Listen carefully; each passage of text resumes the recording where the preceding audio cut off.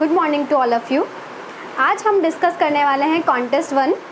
जैसे आपने कल का लेक्चर अटेंड किया होगा, कल हमने डिस्कस किया था डाटा एनालिसिस। डाटा एनालिसिस के हमने काफ़ी टाइप्स के क्वेश्चंस पूछे जाते हैं। तो हमने कल जो डिस्कस किए थे वो पाई चार्ट और डाटा टेबल था, और उसके बेसिस पर हमने काफ़ी क्वेश्चंस किए थे। बेसिक्स आपने देखा होगा। ओके, आज हम डिस्कस करने वाले हैं कॉन्टेस्ट 1। तो आप जल्दी से आइए। Good morning to all of you.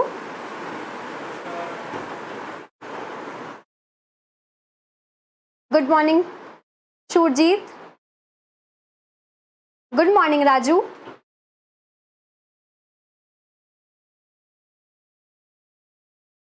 Contest के लिए आपको आईएफएस साइट पर जाना है, वहाँ पर रजिस्टर करना है। रजिस्टर करने के बाद जब आप लॉगिन करेंगे तो आपको कॉन्टेस्ट 1 का पेपर दिखेगा।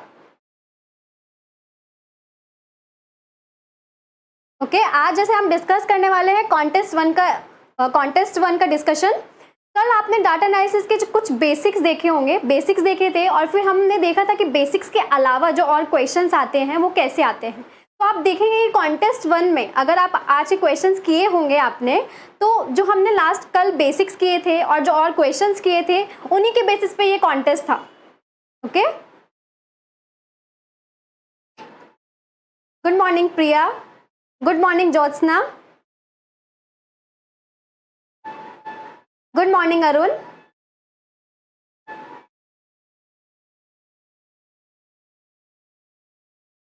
Good morning to all of you.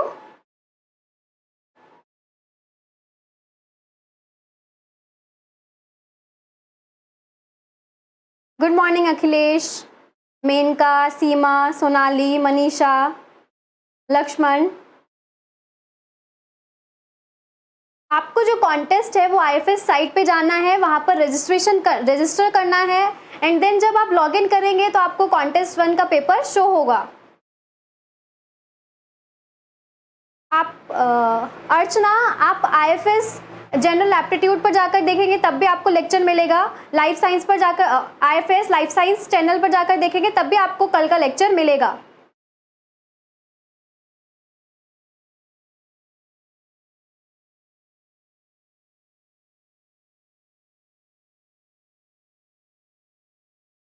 Okay, जैसे डाटा टेबल कल हमने देखा था कि डाटा टेबल के क्वेश्चंस हमें कैसे सॉल्व करना चाहिए, कब हमें बेसिक्स लगाना है, कब हमें लॉजिकल करना है क्वेश्चन को सॉल्व, और बहुत सारी चीज़ें हैं डाटा टेबल में जो सेम पैटर्न से रिपीट होती है। तो अगर आप बेसिक पढ़ के जाते हैं डाटा टेबल के लिए तो आप इजीली क्वेश्चन सॉल्व कर सकते हैं। Good morning Rakesh. Hi Sunita. Good morning Suchita. Shivani, हमारी क्लासेस अभी रेगुलर चलेंगी। आज हम कॉन्टेस्ट का डिस्कशन करेंगे, कल हम डाटा टेबल को ही कंटिन्यू करेंगे। जैसे मैंने बताया था कि डाटा टेबल के जो क्वेश्चंस होते हैं वो काफ़ी टाइप्स से पूछे जाते हैं। वो पाई चार्ट होता है, डाटा टेबल, बार ग्राफ और लाइन ग्राफ। तो जैसे कल हमने जो डिस्कस किया था वो डाटा टेबल और पाई चार्ट किया था। नेक्स्ट क्लास में कल हम जो डिस्कस करने वाले हैं वो बार ग्राफ और लाइन ग्राफ डिस्कस करने वाले हैं, और नेक्स्ट क्लास में आपका कॉन्टेस्ट सेकेंड होगा, एंड नेक्स्ट डे आपके जो क्वेश्चंस होंगे वो मिक्स्ड होंगे। लाइक एक ही क्वेश्चन में पाई चार्ट भी गिवन होता है, बार ग्राफ भी गिवन होता है, तो उन क्वेश्चंस को हमें कैसे सॉल्व करना चाहिए थर्ड क्लास में हम वो डिस्कस करेंगे।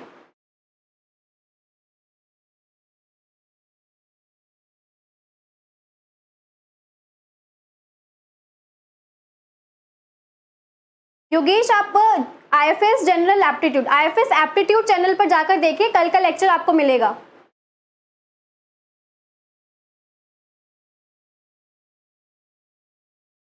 अविनाश, कोई नहीं, अगर आपने कल का लेक्चर नहीं देखा है आप एक बार देखना, आज का कॉन्टेस्ट के डिस्कशन देखो कि हम क्वेश्चन को कैसे सॉल्व करना चाहिए, और आप कॉन्टेस्ट के डिस्कशन के बाद कल का लेक्चर देखेंगे तो आपको और इजी लगेगा।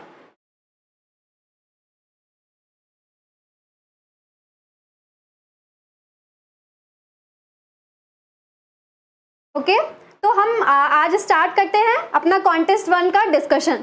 तो देखिए आप, फर्स्ट क्वेश्चन हमारा क्या है।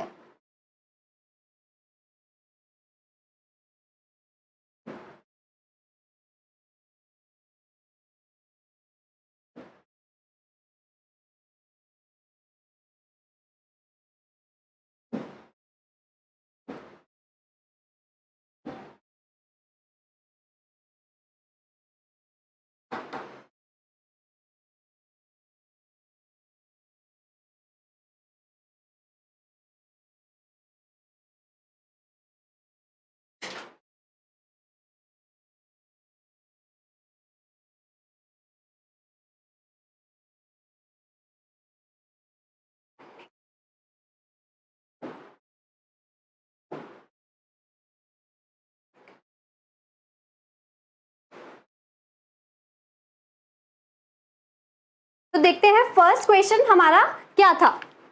ओके, देखो फर्स्ट क्वेश्चन जो है वो है the data given the following table summarises the monthly budget of an average house hold.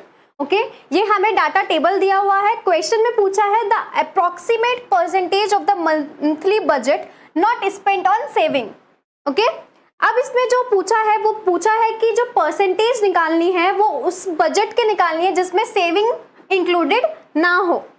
Okay, जैसे हमने कल क्वेश्चन किया था कि x is what percentage of y वाला, बेसिक में देखा था ना, तो यहाँ पे जो x है वो हमारा है total spending except savings. Okay, और अपॉन में टोटल स्पेंडिंग इनटू 100। ओके, ये हमारा जो फॉर्मूला बनेगा ये वही वाला है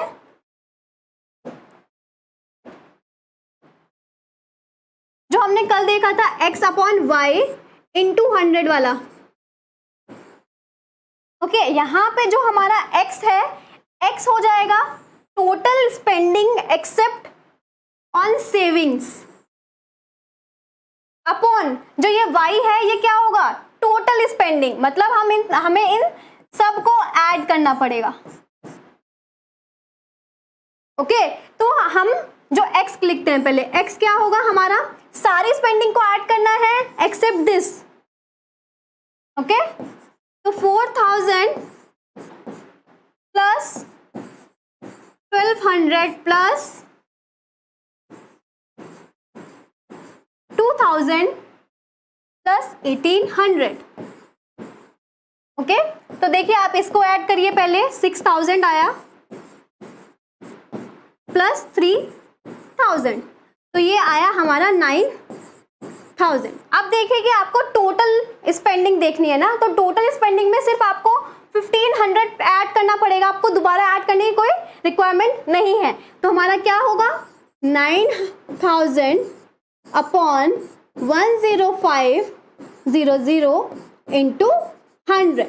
मैंने इसमें 1500 और ऐड किया तो मेरी टोटल स्पेंडिंग आ गई। ठीक है, तो ये जो आपका निकलेगा ये निकलेगा approximate percentage of the monthly budget not spent on savings.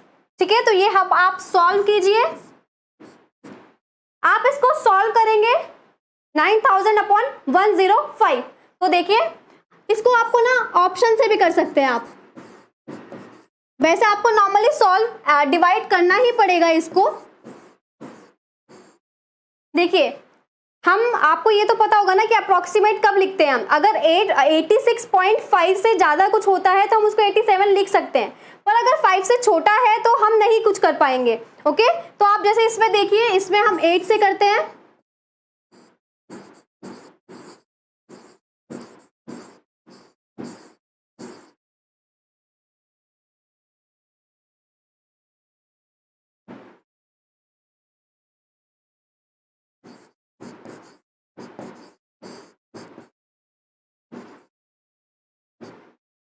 Point. ठीक है, अब आप आंसर देखिए कि यहाँ पे 10 नहीं हो सकता, 14 नहीं हो सकता, 81 नहीं हो सकता, तो क्या होगा 86।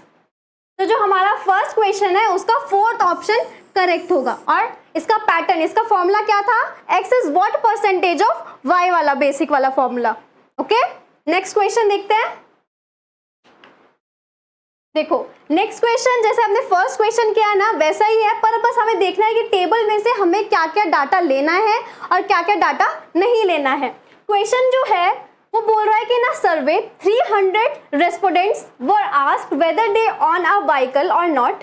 If yes they were further asked to mention whether they own a car or scooter or both. Their responses are tabulated below. What percent of respondents do not own a scooter. जिसके पास scooter नहीं है उनकी हमें percentage निकालनी है। अब आप देखिए जो x अपॉन वाई वाला है फॉर्मूला हमारा वही लगेगा इसमें भी। ठीक है, तो y तो हमें क्या होगा, y तो हमारे टोटल रेस्पोंडेंट्स होंगे। ठीक है ना, टोटल रेस्पोंडेंट्स होंगे, क्योंकि जो हमें परसेंटेज, जो हमें x is what percentage of y वाली चीज है वो क्या है, x यहाँ पे वो है लोग जो do not own a scooter, जिनके पास स्कूटर नहीं है, y टोटल लोग, तभी तो हमारी परसेंटेज निकलेगी। ठीक है, तो आपको x में क्या क्या कंसिडर करना है, जिनके पास स्कूटर नहीं है और कोई, या तो वो पैदल जा रहे हैं या कार से जा रहे हैं, ठीक है। अब देखिए आप, हम कार वाला इंक्लूड कर सकते हैं ना, क्योंकि इन्होंने बोला है जिनके पास स्कूटर नहीं है। तो हम मेन में देखो, मेन में आप 40 ऐड कर सकते हैं। स्कूटर वाला हमें नहीं करना है, बोथ वाला भी नहीं करेंगे, क्योंकि 60 में कुछ लोग तो स्कूटर वाले भी है ना, तो हमें कोई श्योरिटी नहीं है कि कौन कौन से लोग इसमें स्कूटर वाले हैं और कौन से कार वाले हैं, तो हम ये भी कंसिडर नहीं करेंगे। Okay, do not own vehicle, जिसके पास कोई व्हीकल ही नहीं है वो लोग 20 लोग, ठीक है। जब उनके पास कोई व्हीकल ही नहीं है तो कार स्कूटर इनसे तो कोई कुछ होगा ही नहीं, तो ठीक है, तो हम ये वाला भी कंसिडर करेंगे।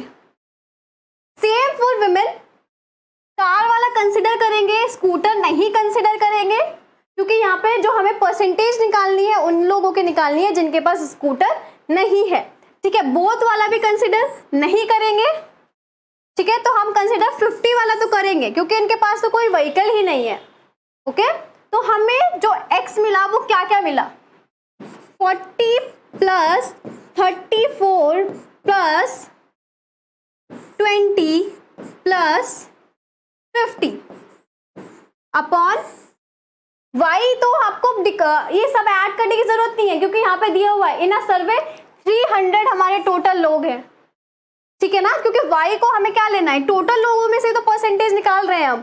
अगर देखो क्वेश्चन में दोनों चीज गिवन होती है कभी कभी, जैसे आगे आप क्वेश्चन करेंगे उसमें ये भी गिवन होगा कि हमें x को क्या लेना है और y को क्या लेना है। पर जब इन्होंने बोला ना परसेंटेज ऑफ रेस्पोंडेंट्स, मतलब कि सारे रेस्पोंडेंट्स के बेसिस में हमें परसेंटेज निकालनी है जिनके पास स्कूटर नहीं है, तो उसमें हम y टोटल लेंगे। ओके, तो टोटल कितना है हमारा 300 इंटू 100। ओके, तो आप इसको ऐड कर दीजिए, 60 51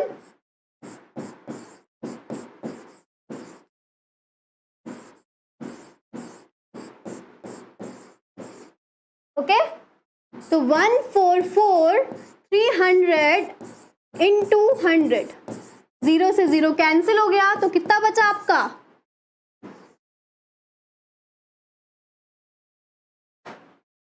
48%। ओके, तो जो हमारी 48% है वो लोग हैं जिनके पास अब स्कूटर नहीं है, ठीक है ना। समझ आया ना कि हम इस फॉर्मूले को यूज कैसे करना है आपको, x अपॉन y इंटू 100। अगर हमें y कुछ गिवन नहीं है तो हम टोटल लेंगे, अगर y गिवन है तो हम वो लेंगे, और x तो वही है जिसकी परसेंटेज हमें निकालनी है, x is what percentage of y वाले फॉर्मूले से। ओके, तो इसका आंसर सेकंड होगा। नेक्स्ट क्वेश्चन देखो। ओके, नेक्स्ट क्वेश्चन में हमें an experiment leads to the following set of observations of the variable v at different times t, allowing for experimental errors. Which of the following expressions best describe the relationship between t and v? Okay, इस question में देखो आप, इस question में आपको ना ये नहीं करना है कि पूरे डाटा से आप इसका रिलेशन निकालने लगे। हमें CSIR का पैटर्न पता है कि 4 ही ऑप्शन आते हैं, उसमें से एक करेक्ट होता है, और हमें काफी कम टाइम में इसको सॉल्व भी करना होता है। तो देखो आप ऑप्शन के थ्रू इस क्वेश्चन को पे जाइए। ओके, अगर आप ऑप्शन के थ्रू इस क्वेश्चन पे जाएंगे तो आपको इजी होगा काफी। देखो ये साइन किसका है हमारा, इनवर्सली प्रोपोर्शनल, ठीक है, डायरेक्टली प्रोपोर्शनल, सॉरी, ठीक है। तो जो डायरेक्टली प्रोपोर्शनल होता है ना, हम उसको ऐसे लिखते हैं कि some constant T square. Okay, some constant T square, आपने ये लिखा। अब बस इसमें आप फर्स्ट वाली कंडीशन एक बार डाल के देखिए कि ये सेटिस्फाई कर रहा है या नहीं कर रहा है। ओके, अब इन्होंने बोला कि v हमारा 5 है जब t इज इक्वल्स टू 0 है। अगर मैं t को 0 ले लेती हूं तो मेरा ये पूरी टर्म 0 हो जाएगी ना, चाहे k हमारा कुछ भी हो, ठीक है। तो क्या होगा, 5 इज नॉट इक्वल्स टू 0, तो ये कंडीशन तो नहीं हो पाएगी, क्योंकि ये तो हमारा जो पहली टर्म है उसी को सेटिस्फाई नहीं कर रहा है। ओके, तो ये वाला कट किया। सेकंड देखिए आप, second v minus 5 is equals to K T square. जो ये डायरेक्टली प्रोपोर्शनल होता है, इसको जब हम हटाते हैं तो एक कांस्टेंट से इनटू हो जाती है। ओके, तो अब देखो आप v को डालो। फर्स्ट क्या दिया हुआ है, v5 दिया हुआ है, ये 0 हो गया, t भी हमारा 0 हो गया, तो ये फर्स्ट कंडीशन को सेटिस्फाई कर रहा है, तो इसको होल्ड पे रखो। ठीक है, नेक्स्ट में चेक करो। नेक्स्ट ये है, इसमें तो डायरेक्ट इक्वल्स टू ही दिया हुआ है, इसमें फर्स्ट कंडीशन रखो। फर्स्ट कंडीशन अगर v में मैं यहाँ पे 5 रखती हूँ और t को 0 0 रखती हूँ, तो ये मेरी पूरी कंडीशन क्या आएगी, 0 आएगी। सॉल्व करोगे 5 इंटू 0 0 प्लस 0 स्क्वायर 0, तो ये पूरी जो टर्म को सॉल्व करते ही हमारा 0 बनेगा, और 5 इज नॉट इक्वल्स टू 0, तो ये भी हमारा नहीं होगा। नेक्स्ट देखो आप, v को अगर मैं 5 रखती हूँ तो ये कंडीशन जो मेरी आएगी वो 0 आ जाएगी। ओके, t को अगर मैं 0 रखती हूँ, ये मैं सिर्फ क्या रख रही हूँ, फर्स्ट कंडीशन रख रही हूँ, आगे वाले को तो हम देख भी नहीं रहे हैं, सिर्फ ये वाली, क्योंकि इससे आपकी काफी कैलकुलेशन इजी हो जाएगी, क्योंकि t 0 है। जब 0 को किसी से भी मल्टीप्लाई करोगे तो 0 आएगा ना। ओके, तो देखो अब यहाँ ये भी 0 हो गया हमारा, t को 0 रखा प्लस 5 का whole square is equals to 25, पर 0 इज नॉट इक्वल्स टू 25। ये वाला जो हमारा रिलेशनशिप है, ये हमारा फर्स्ट कंडीशन को ही सेटिस्फाई नहीं कर रहा है। ओके, तो ये भी नहीं होगा। अब CSIR के जो क्वेश्चंस होते हैं वो उसमें ऑप्शन एक ही करेक्ट होता है।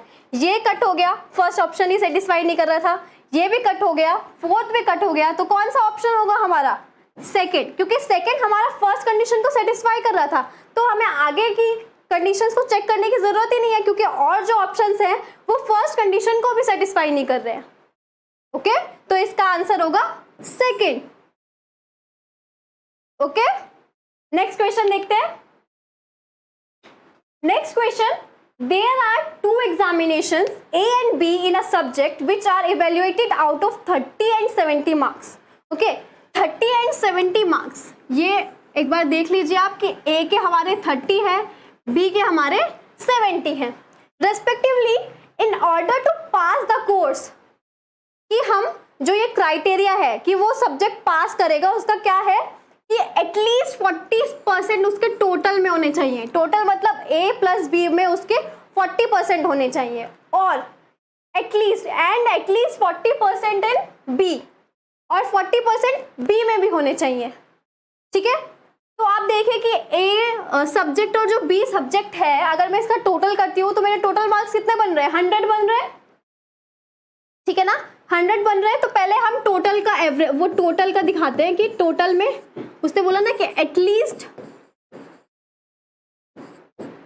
40% in total is equals to, ठीक है, टोटल कितना है यहाँ पर 100 है, तो 40% ऑफ 100 मार्क्स कितना होगा,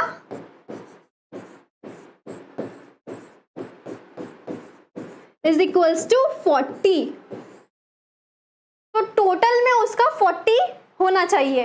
अब क्या है, एटलीस्ट 40%, एटलीस्ट 40% इन बी। ठीक है, 40% बी के टोटल मार्क्स कितने हैं 70।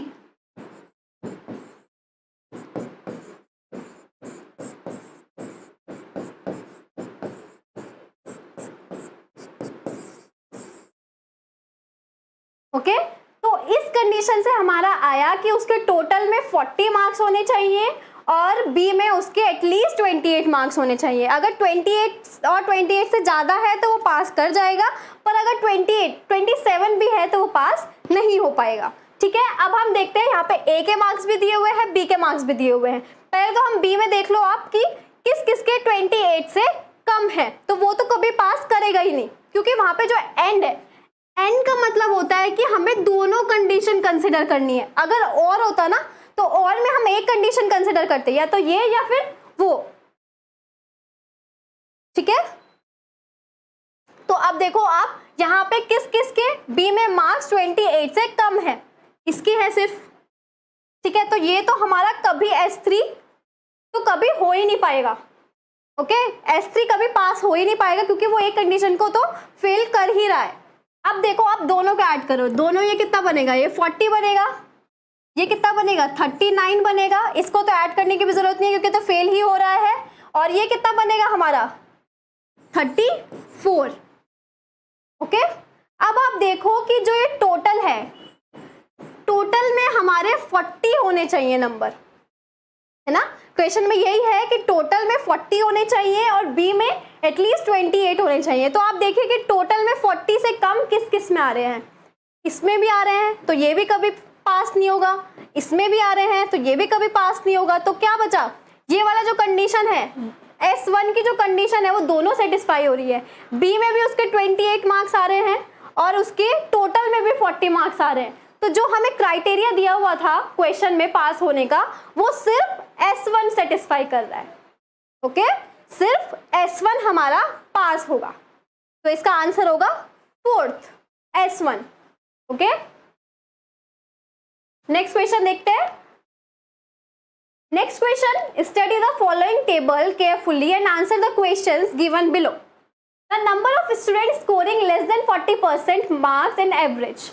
हमें वो स्टूडेंट्स के नंबर बताने हैं जिनके मार्क्स 40% से कम है इन एवरेज। एवरेज में देखो, एवरेज हमारा ये वाली लाइन है, तो इसका और इसका कुछ ऐसा यूज नहीं है, हमें एवरेज का बताना है। ओके, पहले तो देखो आप, जो हमारा टोटल मार्क्स है वो कितने का पेपर है, 50 का है। तो पहले तो आप 40% ऑफ 50 निकालिए। ओके, सबसे पहला काम आपका यही है, ऑफ 50 क्या है टोटल मार्क्स,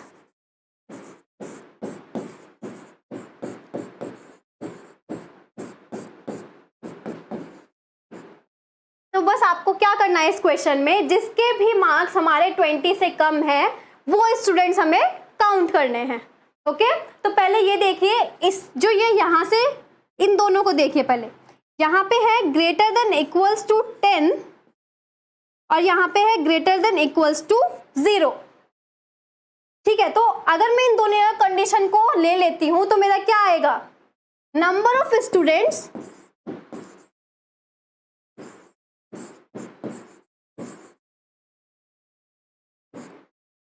ग्रेटर देन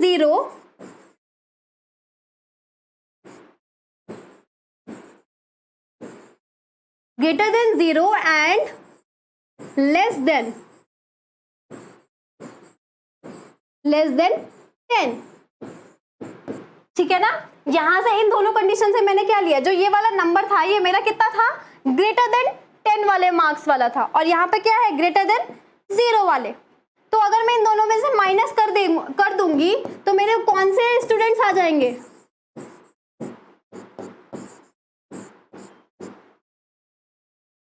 ये वो स्टूडेंट्स है जो जिनके नंबर ग्रेटर देन 0 है बट लेस देन 10 है। ओके, क्योंकि हमें कौन से स्टूडेंट्स चाहिए, जिनके मार्क्स लेस देन 20 है। तो पहले मैंने 0 से 10 लिया, अब मैं 10 से 20 लूंगी कि ग्रेटर देन 10 है पर लेस देन 20 है। ठीक है, तो अब आप ये वाली कंडीशन लो, यहां पे देखो क्या आएगा, नंबर ऑफ स्टूडेंट्स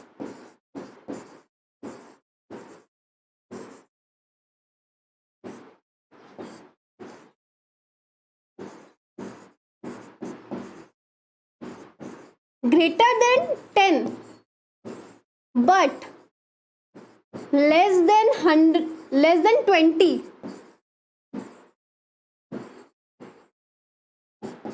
क्या होगा, 87 में से मैं 73 माइनस कर दूं ना, तो मेरे ये वाले स्टूडेंट्स आएंगे जिनके मार्क्स 10 से ज्यादा है पर 20 से कम है। तो कितने होंगे वो, 87 माइनस 73,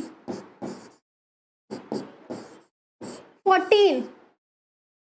ओके, ये वो स्टूडेंट्स हैं जिनके हमारे ग्रेटर देन 10 मार्क्स है बट लेस देन 20 है, और ये वो वाले स्टूडेंट्स हैं जो ग्रेटर देन 0 है बट लेस देन 10 है। तो और हमें चाहिए कौन से स्टूडेंट्स थे, जिनके लेस देन 20 हो। तो हम अगर इन दोनों को ऐड कर देंगे तो हमारे वही स्टूडेंट्स आ जाएंगे, number of students scoring less than 40% marks in average. Okay, तो मैं क्या कर रही हूँ, बस 13 + 14 करो आप, 27 स्टूडेंट्स। तो 27 स्टूडेंट्स हैं जो हमारे स्कोर कर रहे हैं less than 40% marks in average. Okay, तो 27 इसका आंसर हो जाएगा। ओके, नेक्स्ट क्वेश्चन देखते हैं। Next question, the pie chart below has the breakup of the number of students from different departments in an engineering college for the year 2012, the proportion of male to female. Okay, male to female ratio का बहुत ध्यान देना है आपको। 5 जो है वो mail के लिए है और फीमेल के लिए 4 है। ओके, अब इन्होंने बोला कि 40 मेल्स है हमारे इलेक्ट्रिकल इंजीनियरिंग में। अब जो हमें फाइंड करना है, डिफरेंस फाइंड करना है number of females student in the civil department and the female student in the mechanical department. Okay, अगर मैं इस कंडीशन से और इस कंडीशन से टोटल नंबर ऑफ स्टूडेंट्स निकाल लेती हूँ तो क्वेश्चन फिर कुछ रह ही नहीं जाएगा, क्योंकि टोटल नंबर ऑफ स्टूडेंट्स आ जाएंगे। फिर हमारे पास इनकी परसेंटेज है, इस परसेंटेज से हम फाइंड कर सकते हैं। ओके, तो देखो, अगर मैं x मानती हूँ टोटल स्टूडेंट्स,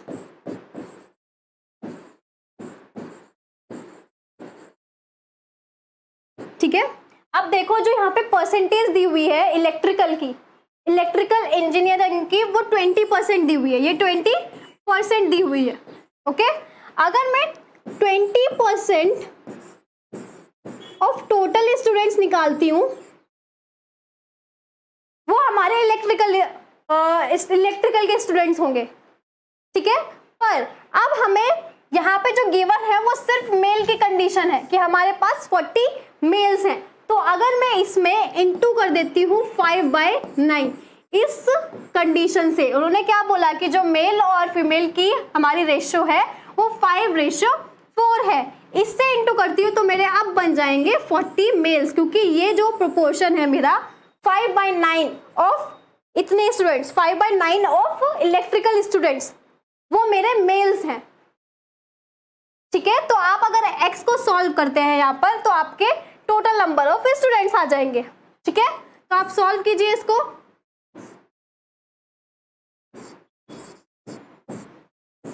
तो x आ गया आपका 360, टोटल नंबर ऑफ स्टूडेंट्स आ गए आपके 360। अब बोला है क्वेश्चन में number of female students in the civil department, ठीक है। सिविल डिपार्टमेंट में आपको फीमेल निकालने हैं, ठीक है। सिविल में देखिए कितनी परसेंट है, 30% of total students, total 360।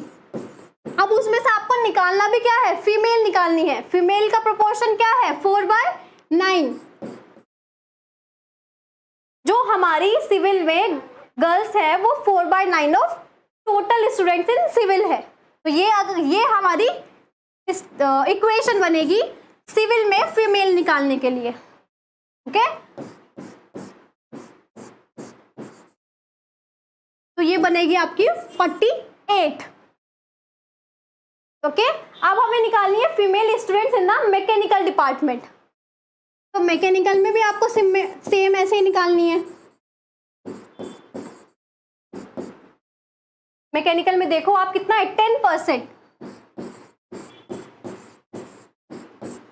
10% of total student.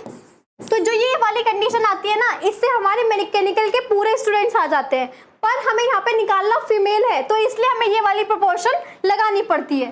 तो इसलिए हम लगाएंगे 4/9।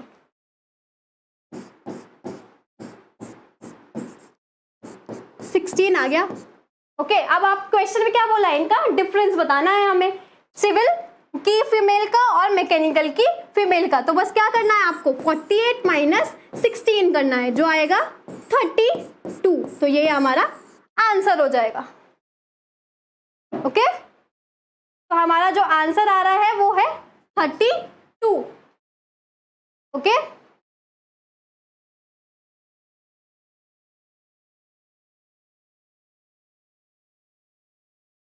ओके 5/9 से इसलिए मल्टीप्लाई किया क्योंकि देखो हमें यहाँ पे रेशियो जो दिया हुआ है मेल और फीमेल का 5:4 दिया हुआ है, ठीक है। अब हमें ये कंडीशन है, हमारे पास 40 मेल्स है इन इलेक्ट्रिकल इंजीनियरिंग में, ओके। अगर इलेक्ट्रिकल स्टूडेंट्स कितने हैं, 20% है। आपको ये तो पता है ना कि अगर मैं 20% ऑफ टोटल स्टूडेंट्स निकालूंगी तो मेरे इलेक्ट्रिकल स्टूडेंट्स आ जाएंगे, ठीक है। पर अब इन्होंने यहाँ पर हमें मेल्स दिए हुए हैं। अगर मैं यहाँ पे 20/100 ऑफ x करूंगी तो मेरा कुछ नहीं आएगा मेरे पास, पर हमें मेल्स दिए हुए हैं। तो अगर मैं इसमें मेल्स की कंडीशन लगा देती हूँ कि 5/9 of this condition, 5/9 of total students in electrical, तो मेरे फीमेल्स निकल जाएंगे, मेल्स निकल जाएंगे इन इलेक्ट्रिकल में, और वो हमें गिवन है कितना, 40, ओके। तो बस इसलिए मैंने 5/9 किया। अब जो और क्वेश्चंस थे, अगर मेरी इक्वेशन सिर्फ इतनी होगी ना तो इससे हमारे सिर्फ टोटल स्टूडेंट्स इन सिविल निकलेंगे, इस कंडीशन से टोटल स्टूडेंट्स इन मैकेनिकल निकलेंगे। पर जो हम ये रेशियो लगा रहे हैं, ठीक है, इस रेशियो से हमारे फीमेल निकल रहे हैं, ओके। तो ये जो ये है ना, इसका यूज कर रहे हैं हम इस सब में, ओके। तो इसका आंसर होगा second, 32। Next question, study the following pie chart in respect of a library to answer this question, okay.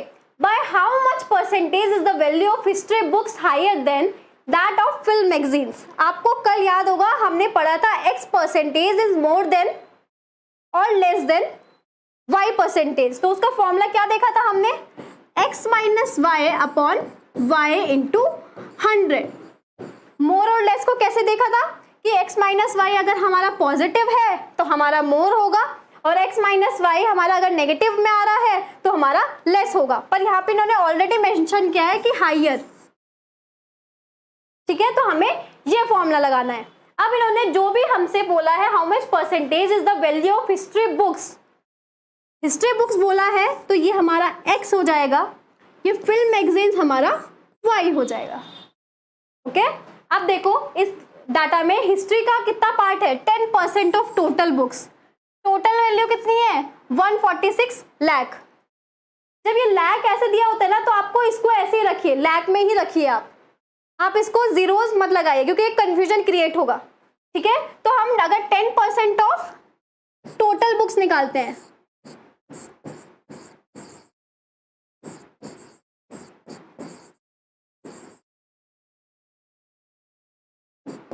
ठीक है, 10% ऑफ टोटल बुक्स निकालती हूं तो मेरे हिस्ट्री बुक्स आ जाएंगी।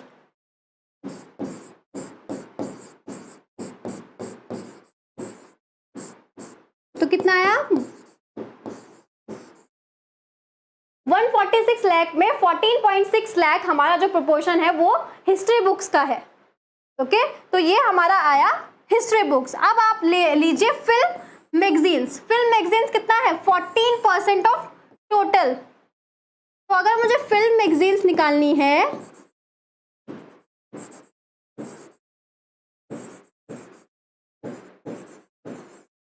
तो वो कितना होगा, 14% ऑफ टोटल, टोटल 28। तो 14/100 इंटू 28, आप इसको सॉल्व करेंगे तो जो बनेगा वो बनेगा 3.92 समथिंग, ओके। तो 28 लाख में से हमारा जो इतना पोर्शन है वो फिल्म मैगजीन्स का है, ओके। बस आपको अब आपके x ये हो जाएगा, y ये हो जाएगा, आपको क्या करना है, इसमें पुट करना है बस। तो मैं करती हूँ 14.6 माइनस 3.92 अपॉन y कितना है, 3.92 इंटू 100। इसको सॉल्व करना है आपको, ओके। इसको सॉल्व कीजिए। तो बस आप ना इसमें भी पूरा सॉल्व नहीं करना है, आपको आंसर के थ्रू सॉल्व करना है। देखिए जब आप इसको सॉल्व करेंगे 1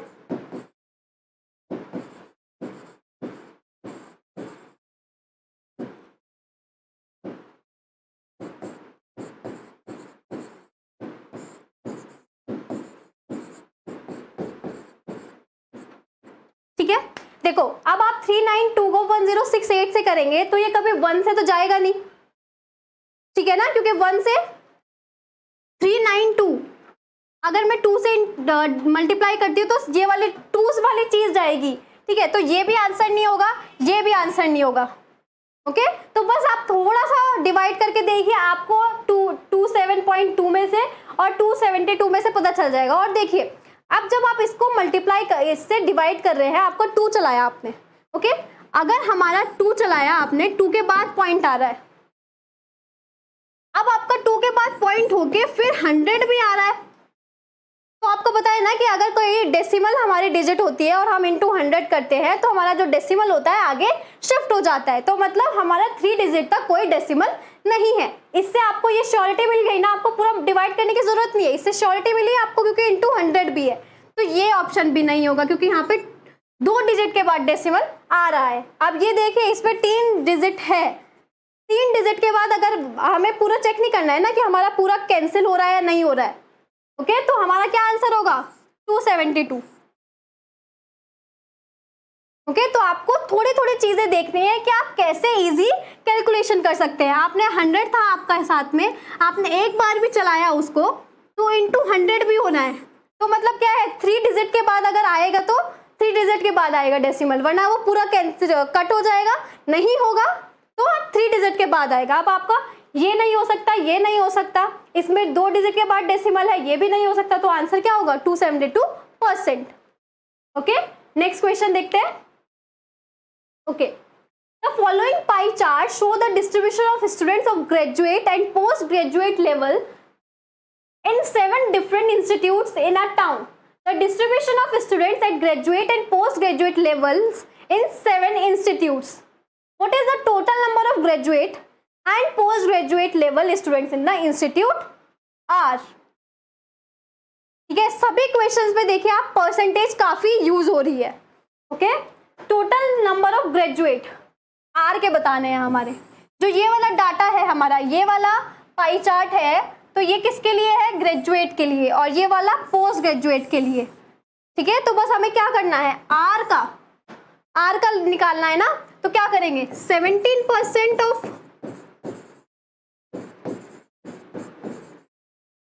टोटल ग्रेजुएट निकालिए, ऐड कर दीजिए, यहां से 14% ऑफ टोटल पोस्ट ग्रेजुएट निकालिए,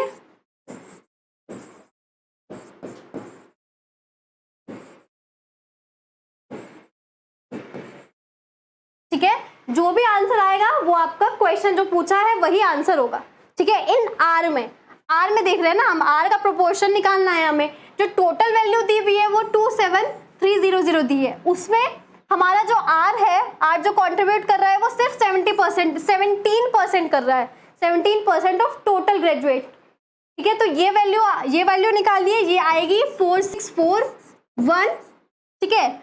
ये वाली 14% ऑफ टोटल पोस्ट ग्रेजुएट, मतलब 14% इंटू 24700, ये कैंसिल कीजिए, ये आएगा 3458। बस आपको यहाँ पे जो कैलकुलेशन करनी है वो थोड़ी सी ये करनी है कि 17 को मल्टीप्लाई करना है 273 से और 14 को ये, ठीक है। बस आपको फिर क्या करना है, इसको और इसको ऐड करना है, ठीक है। ये ऐड करेंगे आप तो आपका आंसर आएगा 8099, ठीक है। इसमें भी क्या था, हमें आर का निकालना था, ग्रेजुएट्स और पोस्ट ग्रेजुएट। तो आर की यहाँ पे कितना कंट्रीब्यूशन है 17% ऑफ टोटल, तो कितना कंट्रीब्यूशन हुआ 4641, यहाँ पे कितना हुआ 3458। अब इन्होंने टोटल पूछा है तो बस हम दोनों ने इन दोनों को ऐड कर दिया, तो इसका आंसर होगा 8099। ओके, नेक्स्ट क्वेश्चन देखते हैं। ओके, नेक्स्ट क्वेश्चन में बोल रहा है what is the average amount of interest per year which the company had to pay during this period, ठीक है। ड्यूरिंग दिस पीरियड मतलब होता है जितना भी आपको डाटा दिया हुआ है वो सारा कंसिडर करना है, ठीक है, और एवरेज निकालनी है। एवरेज का फॉर्मूला मैंने आपको कल ही बताया था कि sum of the observation upon number of the observation, ठीक है। तो यहाँ पे किसका बोला है, इंटरेस्ट, ठीक है। तो इंटरेस्ट देखिए डाटा जो टेबल है उसमें कहाँ है, यहाँ पर है। ठीक है, तो बस आपको क्या करना है, इन सबको ऐड करना है, इन सबको ऐड करिए, फिर जो आएगा उसको डिवाइड करना है किससे, नंबर ऑफ ऑब्जर्वेशन 1 2 3 4 5। तो नंबर ऑफ ऑब्जर्वेशन कितनी है हमारी, 5 है। तो इसको ऐड करके हमें डिवाइड करना है किससे, 5 से। तो इसको ऐड करिए, वो कितना आएगा,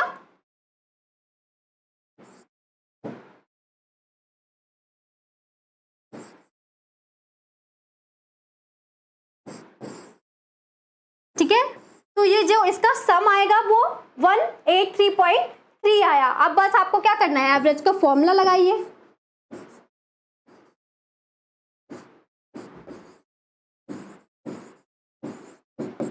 सम ऑफ ऑब्जर्वेशन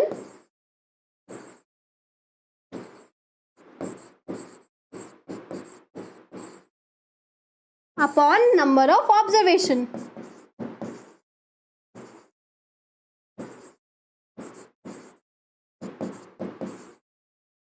तो ये सम कितना है 183.3, नंबर ऑफ ऑब्जर्वेशन कितना है 5। ठीक है, तो आप इसको डिवाइड करेंगे तो इसका आंसर आएगा 36.66 लाख। देखो आपको इसको डिवाइड भी काफी केयरफुली करना है, क्योंकि जो सारे ऑप्शंस दिए हुए हैं वो 36.36, 36.26, मतलब सिर्फ पॉइंट के बाद डिफरेंस आ रहा है। ठीक है, क्योंकि क्वेश्चन में कुछ भी नहीं दिया हुआ है, एवरेज फाइंड करना है, सबसे इजी क्वेश्चन दिया हुआ है। पर ऑप्शन देखिए आप, ऑप्शन आप थोड़ा सा डिवाइड में कंफ्यूज हुए और आपका आंसर गलत हो जाएगा। ठीक है, तो बहुत केयरफुली डिवाइड करना है। नेक्स्ट क्वेश्चन देखते हैं।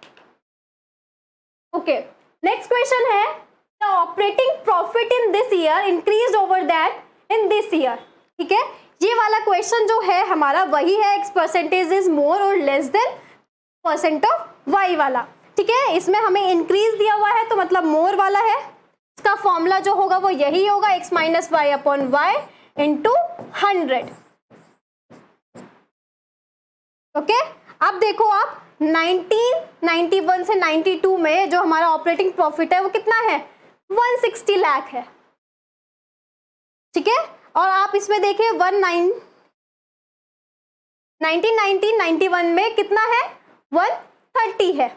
ओके, तो जिससे भी हमें जो हमें पहले दिया है वो हमें x कंसिडर करना होता है, तो कितना होगा ये 160 माइनस 130 अपॉन y लिखते हैं ना 130 इंटू 100।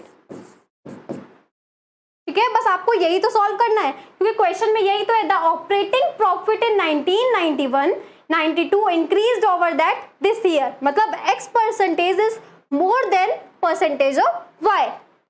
ठीक है, तो फॉर्मूला हमारा यही है, x minus y by y into 100।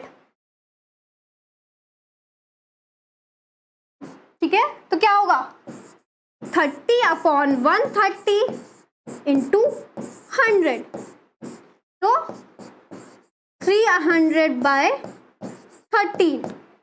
Okay, तो इसको हम 2 से करेंगे, कितना होगा 26, 4 बार चलेगा, फिर 3। ठीक है, जब आप यहाँ पे 0 लगाएंगे तो ये फिर इससे छोटा आ रहा है तो एक और 0 लगेगा, तो अब 23.0 कुछ आ रहा है। तो इसमें देखो आपका 23% भी है और 24% भी है, पर पॉइंट के बाद अगर हमारा 5 से बड़ी टर्म होती है तो हम अप्रोक्सीमेट में लिखते हैं 24, पर अभी हम क्या लिखेंगे उसको 23। तो जो इसका आंसर होगा वो फर्स्ट होगा 23%।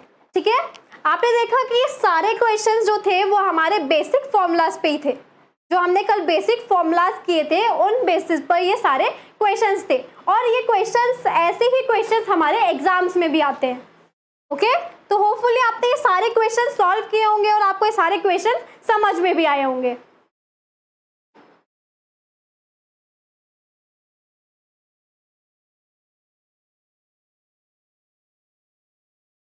वन 1641 नहीं है, ये 4641 है। ओके, तो अभी हम अनाउंस करने वाले हैं डेवलपमेंट बायोलॉजी के विनर्स।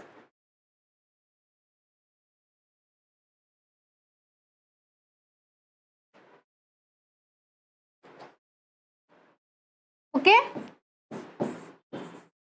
जो डेवलपमेंट बायोलॉजी का कॉन्टेस्ट हुआ था उसके विनर्स जो है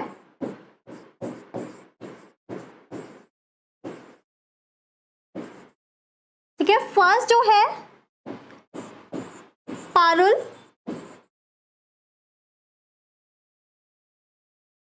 from Imphal,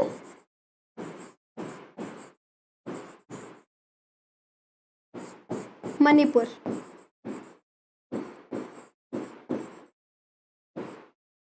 second Supriya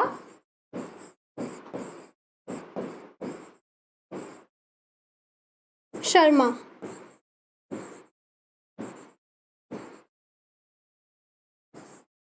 Mizoram.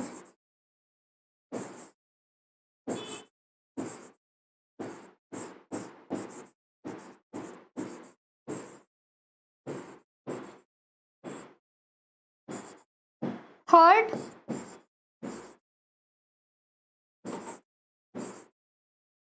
Raksha Mishra,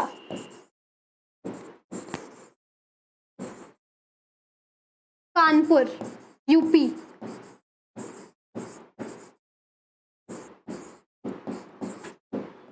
okay, तो ये हमारे डेवलपमेंट बायोलॉजी के विनर्स हैं और जनरल एप्टीट्यूड कॉन्टेस्ट 1 के विनर्स हम कल लेक्चर में अनाउंस करेंगे। ओके, थैंक यू, मिलते हैं कल।